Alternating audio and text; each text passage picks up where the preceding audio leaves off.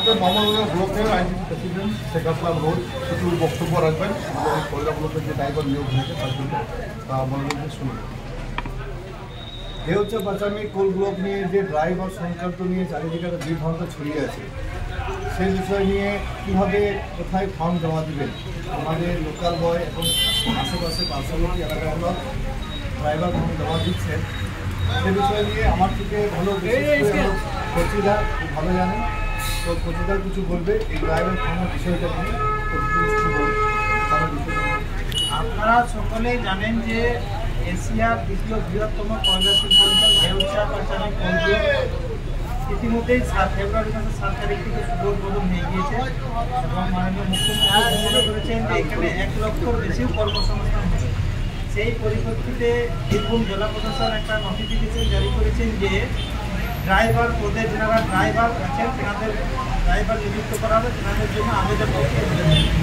তা আপনারা যারা এখানকার ড্রাইভার আছেন, যাদের যে লাইসেন্স আছে, তেনারা কোথায় যাবেন, কী করে আবেদন জমা করবেন সেই বিষয় নিয়ে বলছি। প্রথমেই একটা মাননীয় জেলা শাসককে আবেদনপত্র লিখবেন, তারপর আপনার আধার কার্ড, ভোটার কার্ড এবং ড্রাইভার জেরক্সের প্রতিলিপি সেখানে জমা করবেন। জমা দিয়ে এসে রিসিভ করে নিয়ে আসবেন।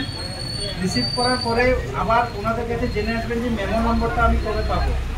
সেই মেমো নম্বরটাও তার 1 সপ্তাহ পরে, মেমো নম্বর পাওয়া যায় 1 সপ্তাহ পরে, গিয়ে মেমো নম্বরটাও নিয়ে আসবেন।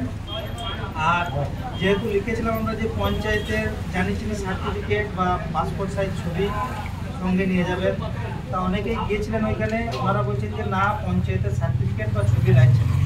দেখেন এখানে ওই কথাগুলো আগেই উল্লেখ করেছিলাম যে আপনি যখন 20 কিলোমিটার 30 কিলোমিটার দূর দূরান্ত থেকে যাচ্ছেন, হঠাৎ করে যদি বলে যে আপনি যে পঞ্চায়েতের বাসিন্দা সেইটার প্রমাণপত্র কই, আপনি একটা দিন কামাই করে যাচ্ছেন, সেই জন্য সঙ্গে 2-4টে ডকুমেন্টস বেশি নিয়ে যাওয়া ভালো, কিন্তু 2টো ডকুমেন্টস কম নিয়ে যাওয়া ভালো নয়, তাহলে আপনার দিনটা দেখা যাবে। আপনারা সমস্ত ডকুমেন্টস সঙ্গে নিয়ে যাবেন, কিন্তু ওখানে জমা নিচ্ছেন শুধু আধার কার্ডের জেরক্স, ভোটার কার্ডের জেরক্স এবং ড্রাইভার লাইসেন্স এবং একটা আবেদনপত্র। আবেদনপত্রটাতে কী লেখা আছে সেটা এখন হোয়াটসঅ্যাপের মাধ্যমে আপনারা পেয়ে যাচ্ছেন। শুধু ওইখানে আপনার নাম এবং আপনার ড্রাইভিং লাইসেন্স নাম্বারটা উল্লেখ করবেন এবং কতদিন থেকে আপনি ড্রাইভার পদে নিযুক্ত আছেন সেটা উল্লেখ করবেন। ডিএম অফিসের আপনার 215 নম্বর রুমে গিয়ে ওটা জমা করবেন।